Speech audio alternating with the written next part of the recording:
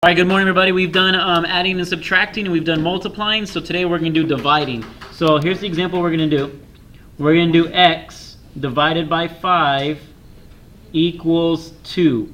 And the way you want to read this problem is, what number divided by 5 equals 10? 2. Yeah, go ahead and guess. If you want to make a guess, what do you think? What number divided by 5 equals 2? So that x is kind of a number that we're trying to find out here. And if you guys can think about it, whenever we want to do the opposite of subtraction, what do? We add. Whenever we want to do the opposite of addition, we subtract. Whenever today in class, whenever we were doing the opposite of multiplication, we were dividing. So what do you think we do to find out the opposite of division? We have to multiply, right? So let me show you what that looks like. If you've gotten this level on DragonBox, this probably look pretty familiar to you. You have an x over a 5 equals 2. So to make something go away that's on the bottom, what do you have to do to the top here? Did anybody remember? If you might not have gotten that level of DragonBox yet. Whatever happens on the bottom, to get this 5 go away, you have to put the same number multiplied times the x. So I'm going to do it like this. A 5 here. And remember the rule of algebra. Whatever I do over here, I have to do what? On the other side. So if I do a times 5 here, I need to do a times 5 over here. Okay? And let me show you why I do that. Because what is 5 divided by 5?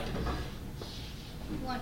1, right? So whenever you have the same number on top on the numerator and the same number on the denominator, you're going to make 1.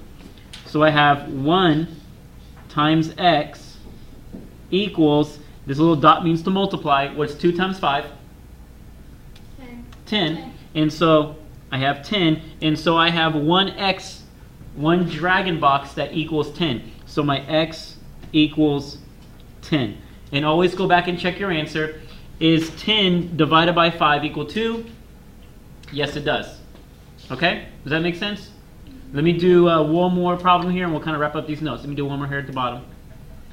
And put little lines to show a little break. All right, let's do this one. Let's say x divided by 3 equals 10. So the way you read this is, what number divided by 3 equals 10? Okay? And so if 3 is on my denominator, how do I make this 3 go away from the x? I have to put the 3 in the numerator spot. So I'm going to put a 3 over here. I'm going to do 3 times x. I'm going to put a 3 over here. 10 times 3. Okay? We'll work this out. 3 divided by 3 is going to make 1. So I have just x. And then 10 times 3 is 30. Okay? And then go back and check your answer. Is 30 divided by 3 equal 10? Yes, it does. Okay? So that's all that we're doing for algebra for this week. We'll be practicing doing the adding, the subtracting, the multiplying, and dividing the next 2 days of class. And our test should be on Wednesday. All right, there will be paper homework tomorrow, and there will be a test next week over all these things. All right, thank you.